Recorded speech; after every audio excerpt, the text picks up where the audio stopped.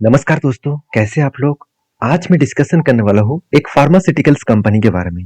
Company बहुत छोटा है, फिर भी कंपनी एक अच्छा खासा धमाका परफॉर्मेंस भी किया है और लगता है कि अपकमिंग टाइम्स में भी अच्छा खासा एक धमाका परफॉर्मेंस वो करने वाले हैं। देखिए, सारे डिटेल्स पॉइंट मैं आपके साथ शेयर करूंगा और ये मेरा खुद के ओपिनियन है, मेरे खुद के टेक्निकली चार्ट पैटर्न जो मैंने इतने सालों से काम किया हूँ, उस स्ट्रेटेजीज के हिसाब से मैं सारे पॉइंट्स को आपके साथ शेयर करूंगा।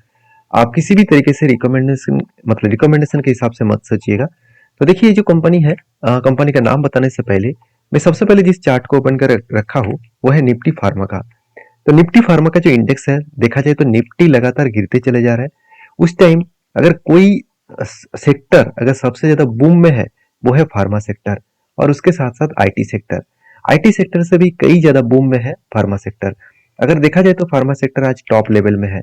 जब निफ्टी में करेक्शन हो रहा है, उस टाइम में भी फार्मा सेक्टर एक प्लस मोमेंटम में आगे बढ़ रहा है। तो एक तेजी से मोमेंटम में आगे बढ़ रहा है और जिस तरीके से ट्रेंडिंग देखने को मिला फार्मास्यूटिकल्स, कोविड के बाद जिस तरीके से बूम होना शुरू हो चुके हैं, तो वो जर्नी अभी भी कंटिन्यू हो रहा है।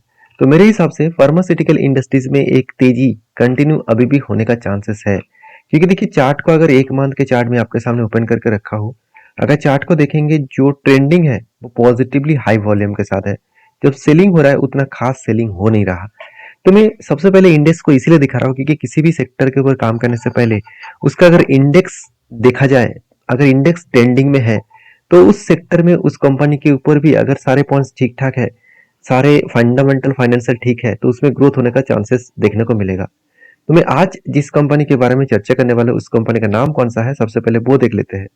कंपनी का नाम आप देख सकते हैं, लॉरस लैब्स लिमिटेड। तो लॉरस लैब्स लिमिटेड जो सिर्फ के सिर्फ 31,000 करोड़ का मार्केट कैप है। अगर मैं इसका पीआर ग्रुप से बात करूं तो कंपनी का जो रैंकिंग है वो बहुत नीचे आपको दिखेगा, क्योंकि इसका ओवरऑल जो मार्केट शेयर है वो कुछ इस तरीके से है।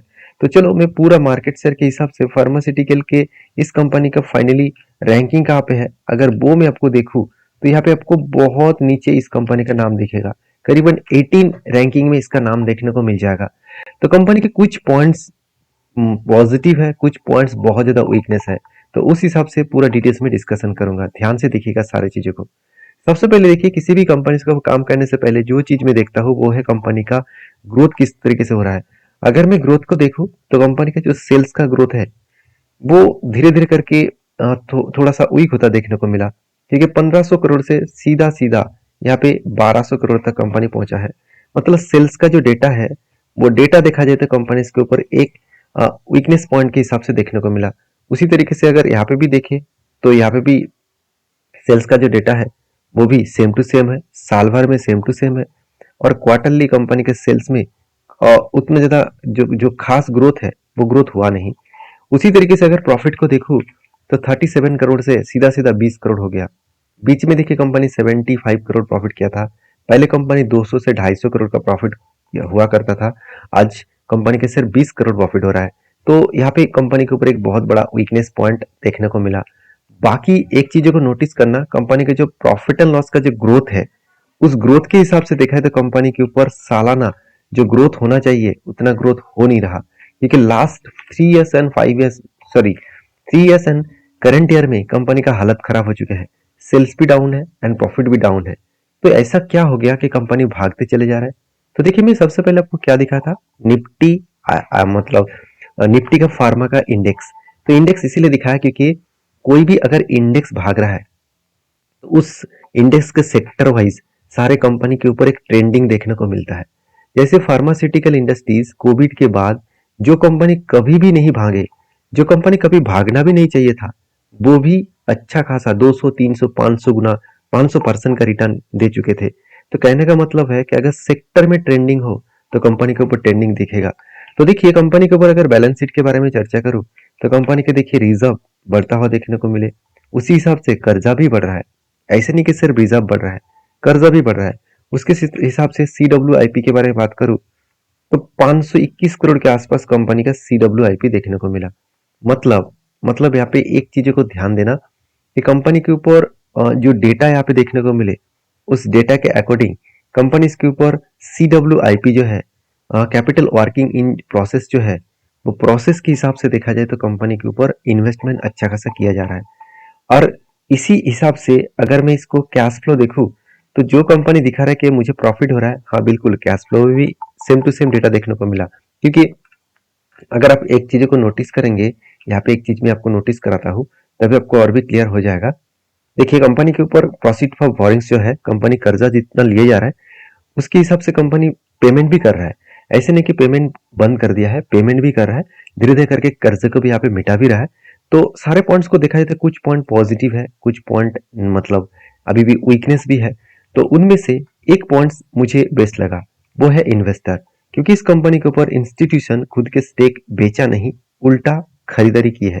क्योंकि एफआईएस ने माल ऐड किया, डीएस ने कुछ क्वांटिटी को सेलिंग किया, बाकी तो अच्छा खासा यहाँ पे एडिंग है ही। बाकी पब्लिक के पास और प्रोमोटर के पास तो होल्डिंग जितना था उतना ही है। तो सीधा सीधा कहूँ कि कंपनी इसके ऊपर कुछ जो पॉइंट्स है अभी भी उतना हाईली ट्रेंडिंग होने के लिए काफी नहीं है। क्योंकि सबसे बड़ी इस कंपनी का दिक्कत वाला बात मुझे लगा वो है कंपनी का वैल्यूएशन। कंपनी का वैल्यूएशन देखा जाए तो पी रेशियो बहुत हाई है, बहुत हाई। क्योंकि इंडस्ट्रीज पी रेशियो से 34 है, कंपनी का पी रेशियो 242 है। और एक चीज आपको मैं दिखा दूं, एक चीज आपको दिखा दूं तो कंपनी का एवरेज पी रेशियो क्या है, 32। खुद के एवरेज पी रेशियो 32 है और कंपनी अभी चल कहाँ पे है, 200 के आसपास। सॉरी यहाँ पे एवरेज दिख रहा है 160 के आसपास। तो देखा जाए तो कंपनी का वैल्यूएशन बहुत हाई है और कंपनी का अर्निंग पर शेयर जो है वो लगातार घटते चले जा रहे हैं।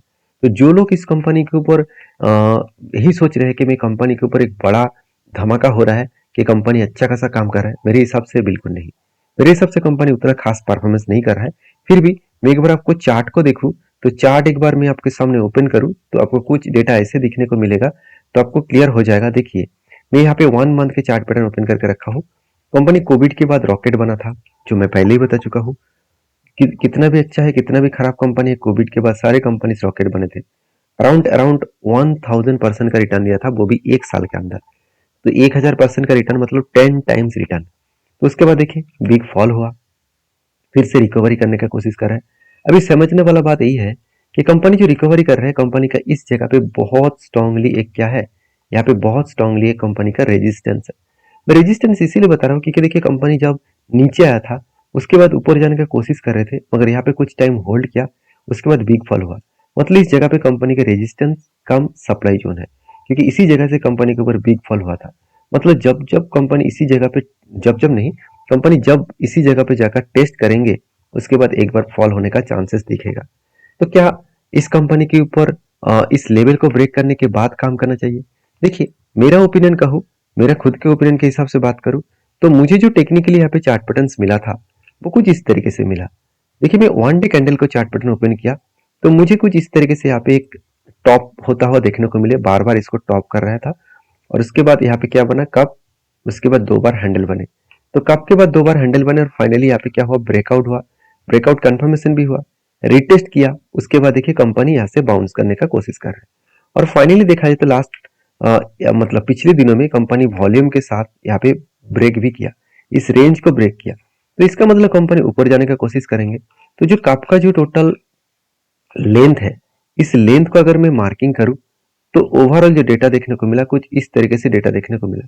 करीबन 40% तक यहाँ पे जम मेरे हिसाब से मुझे देखने को मिला है।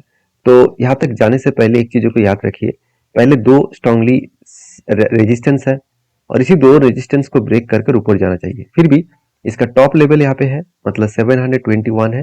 तो इस लेवल तक भी कंपनी जाने का कोशिश करेंगे। बाकी मेरा ओपिनियन यही है कि इस कंपनी बहुत रिक्सी जोन में है और बहुत ज्यादा वोलेटिलिटी है। तो इस तरीके से कंपनी के ऊपर आप डीपली रिसर्च करें, उसके बाद काम करें। मैं मेरा खुद की रिस्क के हिसाब से काम करता हूँ, आप आपके रिस्क के हिसाब से करिए।